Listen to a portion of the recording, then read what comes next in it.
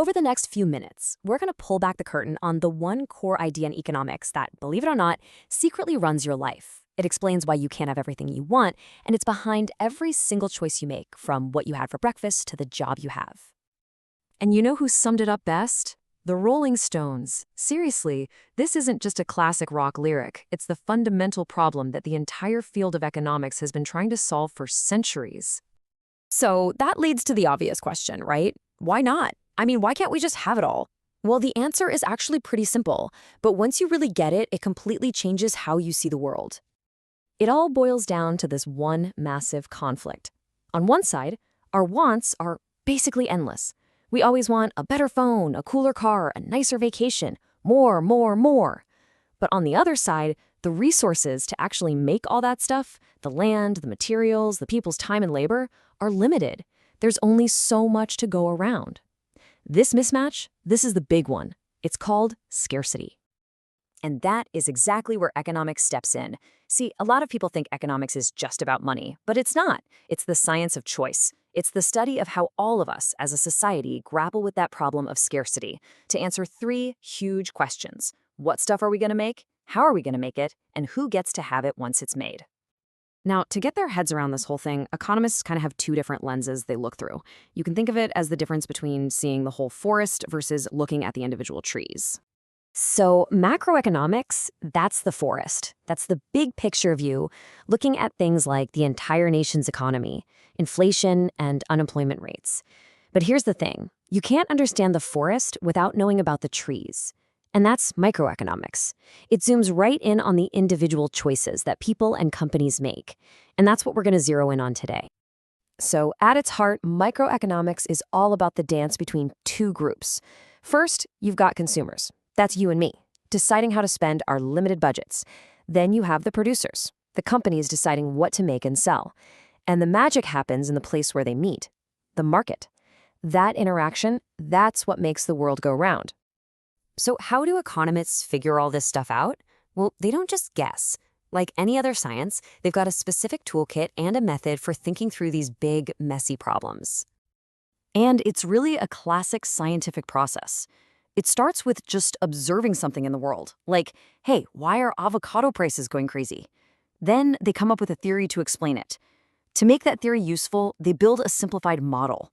But here's the most important step. They have to test that model's predictions against what happens in the real world. It's this constant cycle of observe, theorize, test, and then do it all over again. Okay, but before we go any further, there is a super important tool in this toolkit that you have to understand. It's the difference between describing the world as it is versus saying how you think it should be.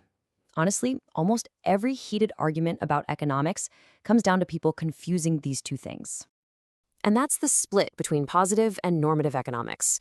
Think of positive economics as the facts and data side. It deals with statements that are, in theory, testable, like if we raise the minimum wage, some businesses might hire fewer people.